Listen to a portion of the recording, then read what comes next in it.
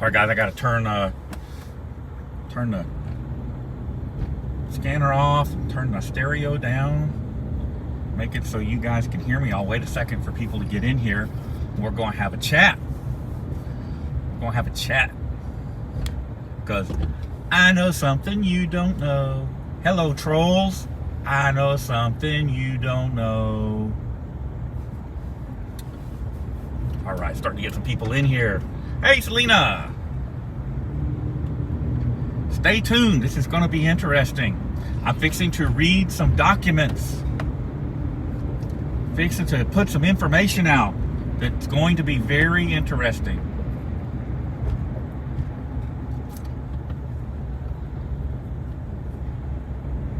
I'm going to say this goes against the advice I was given by my attorney.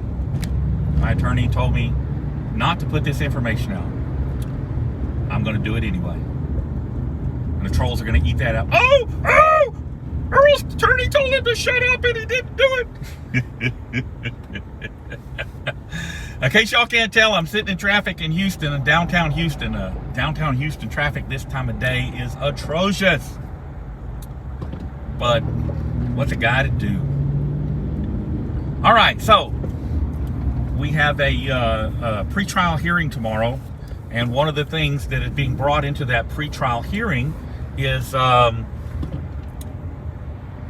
allegation that was made in 1995 by a 3-year-old. This was my daughter from somebody else, and I left her and didn't see my daughter for a couple of months, and then one day out of the blue, I'd gone back to my wife, and I'd taken my 6 kids with me. And one day out of the blue, she calls and says, "Oh, your daughter misses you.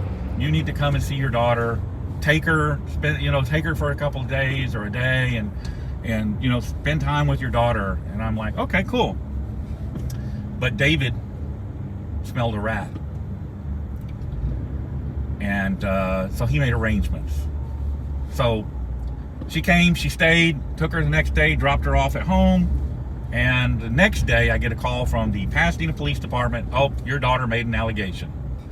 So there was an investigation, and I took a polygraph, and the detective that handled the case interviewed my now ex-wife and my 2 oldest daughters.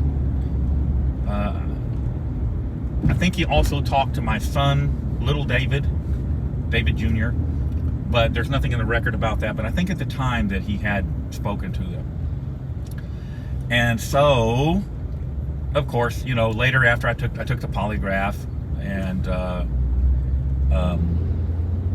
after the fact, I talked to the detective, and he's like, "Yeah, this case isn't going anywhere." He says, "I'm gonna shit can it." He says, I've been doing this long enough. Oddly enough, this detective's name was Reed, and he now works for the Harris County District Attorney's Office as an investigator. But he said, "I've been doing this long enough that I can tell when somebody's been coached," he said, and Ashley has definitely been coached. Now, what I'm going to read to you here is the statement that my wife gave to the detective at the time this all happened.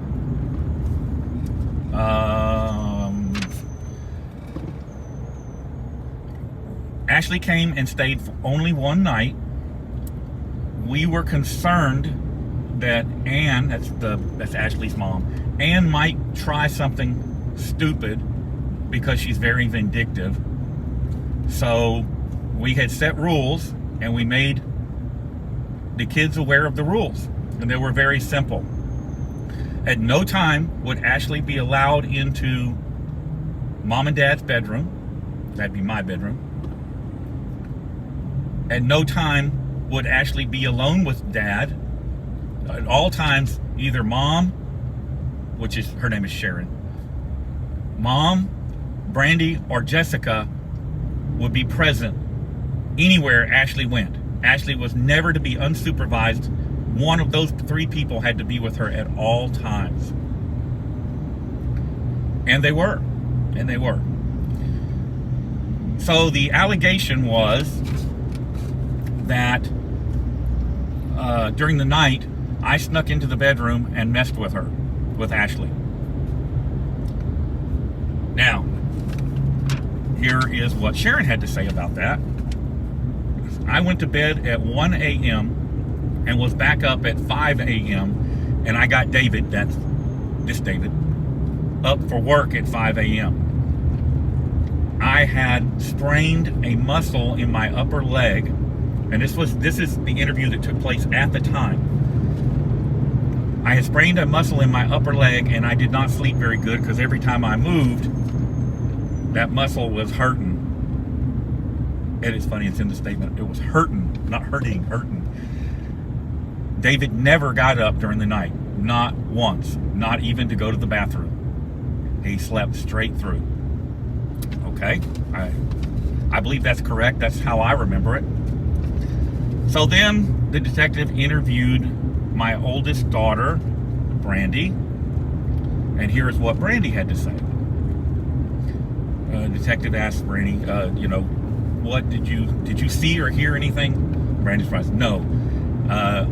Either Jessica or myself, for the most part, were present with Ashley at all times while she was here.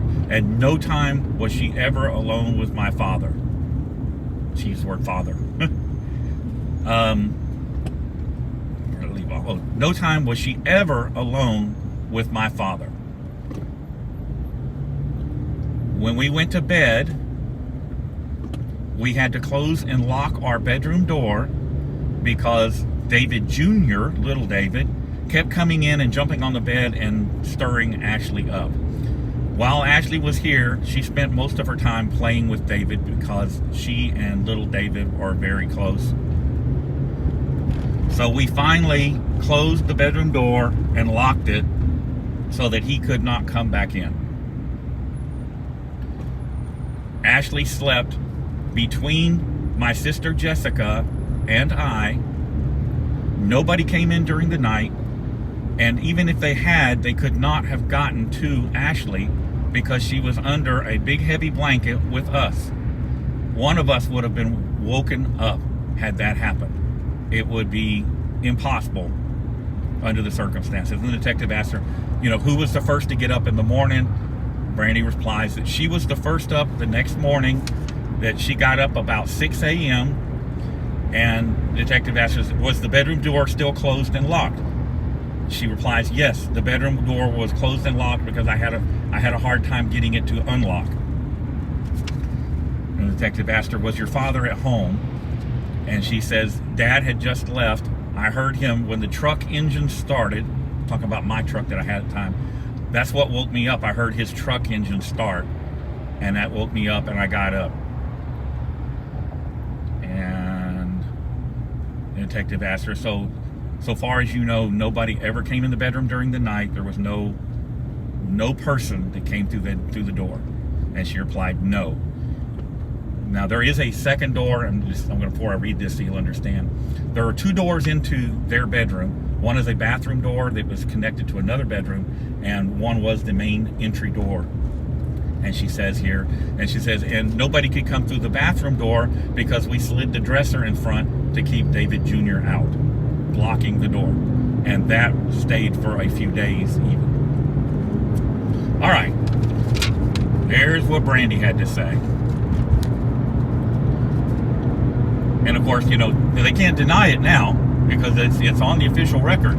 So when they're asked about it, they have to acknowledge that, yes, that's what happened. So there's no going back and lying now. So the next one is Jessica, the other daughter. And so the detective asked Jessica, said, tell me what happened while your little sister Ashley was here to visit. And Jessica says, nothing. It's not possible for anything to happen. Brandy or I, and sometimes Mom, was present with Ashley at all times. At no time was Dad, she calls me Dad, ever allowed to be near her by himself. It did not happen. And the detective says, so you know about what's been alleged? And she said, yes, I heard when you were talking to Mom what had been alleged. And I am telling you it didn't happen. And so the detective asked her, okay, well, where did Ashley sleep? Under what conditions? Were you there? Blah, blah, blah. And Jessica replies with, yes, she slept in our bedroom, my sister and myself's bedroom. We have a queen-size bed. She slept in the bed with us, in between us, under 2 heavy blankets. And she says 2 heavy blankets. I don't know. It was wintertime, so I don't know. It was 1 blanket or 2 blankets, but there were blankets. We closed and locked our bedroom door and slid our dresser in front of the bathroom door so that little David Jr., would not come in and disturb Ashley. He kept getting her wound up. We were trying to get her to go to sleep. Well, we all went to bed at the same time after we closed and locked the bedroom door, and nobody came in during the night. Nobody ever got near Ashley. Nothing happened to Ashley, period. And the detective asked her, okay, well, when you got up the next morning, was the door opened or closed to the bedroom? And she says, Brandy woke me up because she couldn't get the lock to unlock, so I had to get up and help her. And he asked us, where was Ashley? He says, Ashley was still asleep, and I heard Dad leaving while I was helping Brandy unlock the door. And the detective says, where was your dad leaving for? She says, it would have been the time of morning that he leaves to go to work. And so the detective asked her, so you're certain that nobody came in during the night and nobody could have gotten near Ashley? And my daughter, who is a very intelligent young woman, to this day she is a very intelligent woman, despite the fact that she lacks a little bit of common sense. She says it would be physically impossible for any person to have gotten near Ashley without waking me up or waking Brandy up. There is no physical way it could have happened.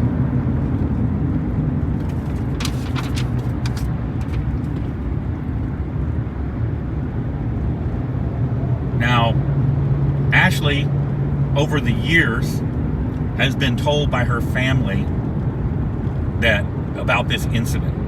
Okay, now they know nothing about it. They don't know anything about the allegation. So they're telling her all these things that happened, and this is in the official record. They're telling her all these things that happened, and they don't know.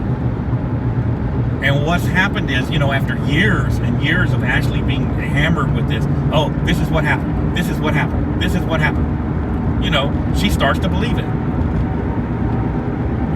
It's disgusting that people would do that to a child.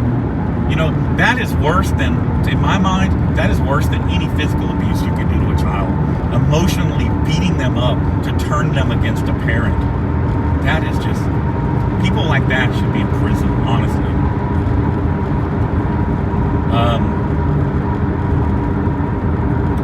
Eventually what happened, sometime around early 2004, Ashley and I reconnected, and she got to be around the kids. She used to come hang out on the boat with me.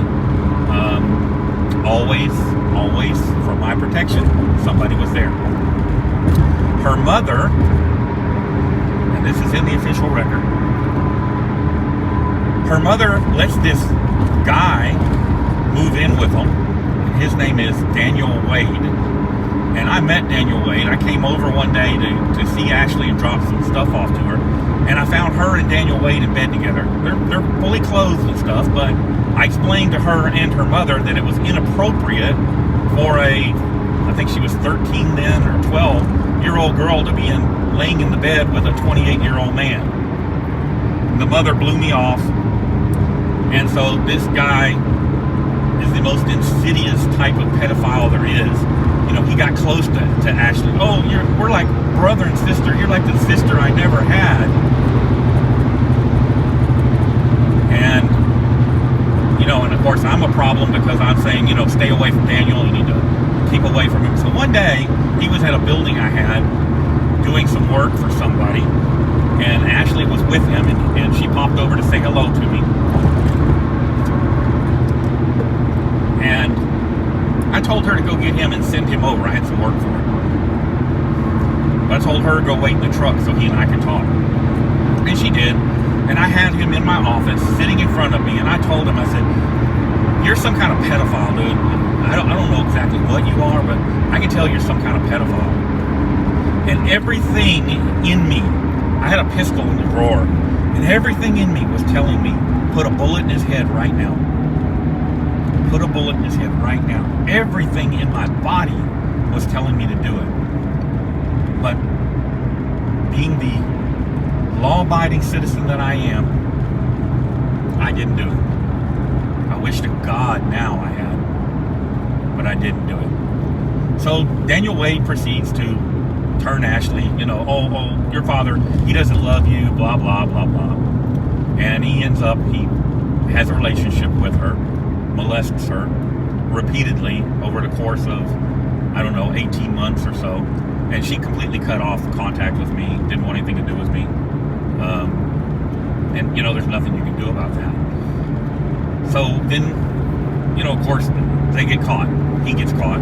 And he ends up getting convicted for molesting her. And now he's a registered sex offender up in North Texas somewhere. Daniel Wade is his name.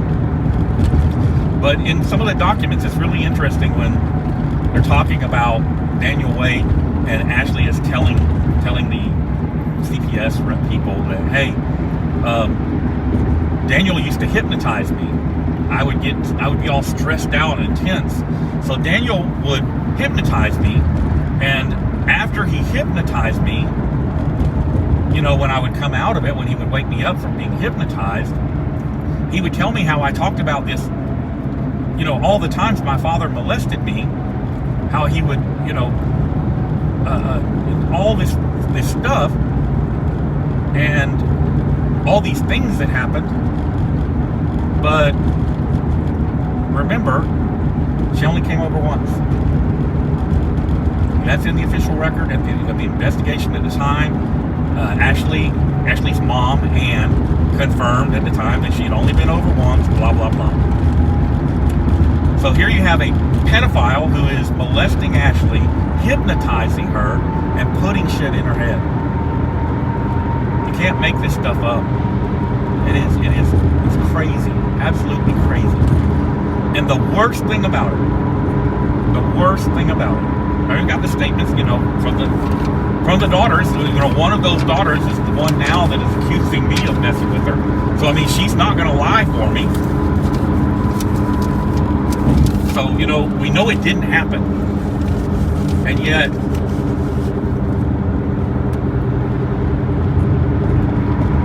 the worst thing about this,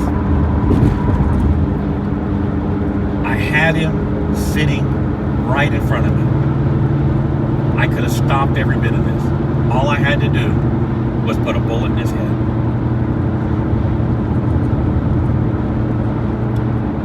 I so wish I had sacrificed my life, because I would have been put in prison forever, I'm sure. But I wish now I had done it. I wish I'd done it not for me. I wish I'd done it for Ashley.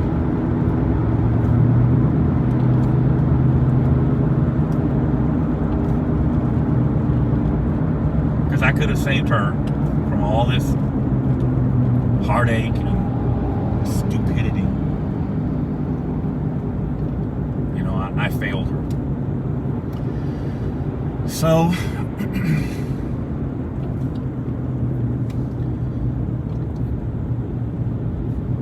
as time went on,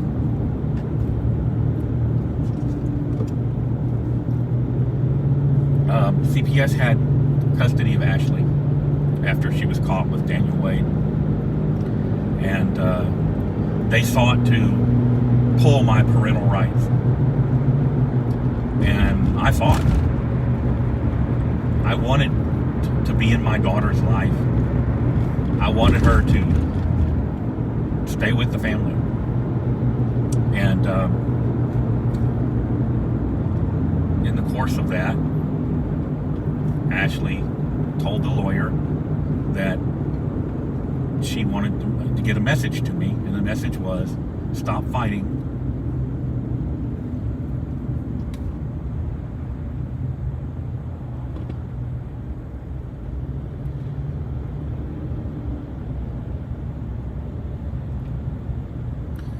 stop fighting and let me go.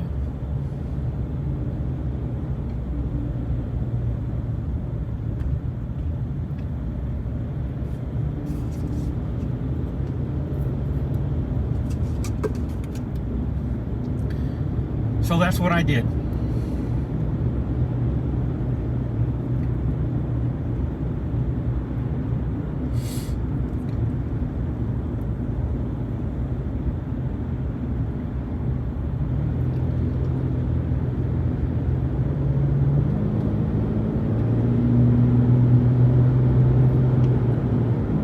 Anyway, guys, I'm gonna let you go. Go fight this traffic. I just wanted to bring you guys that information, that update. It's all about letting you know how disgusting the actions of the Deer Park Police Department have been, because they knew this. They knew all of this. And rather than do the right thing, they would rather frame an innocent man and destroy what was left of a family so that they could get their money from Shell, get their blood money from Shell. But there will be a day of reckoning. It's coming. Y'all be safe.